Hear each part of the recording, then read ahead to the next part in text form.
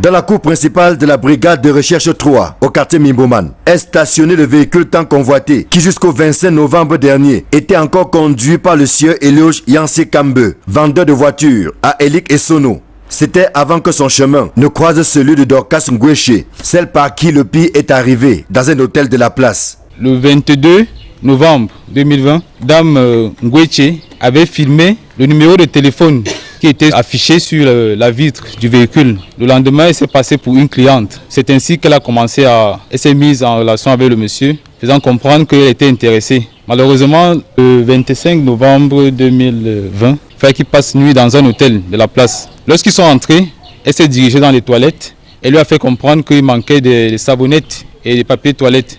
Le monsieur s'est rendu à la réception pour s'en procurer. Lorsqu'il est remonté, la dame lui a présenté son verre, ce qu'il a ingurgité sans toutefois se méfier de la dame en question. Quelques instants après, il s'est couché et c'était le sommeil sans retour. En accédant dans la chambre, tout avait l'air normal. Pourtant, sous le lit en question, le corps de l'homme d'affaires de 44 ans était dissimulé, tout nu.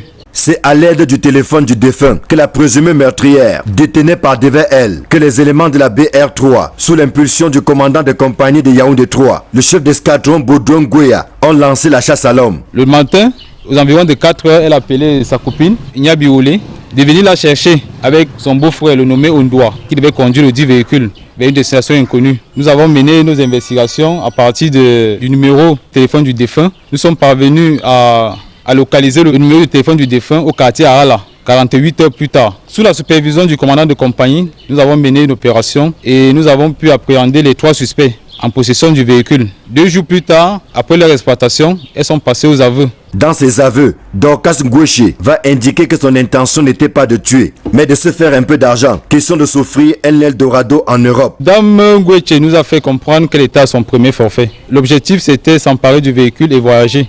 Donc, elle voulait vendre ce véhicule et puis voyager. Nous demandons aux populations de redoubler de vigilance, de faire confiance à la gendarmerie.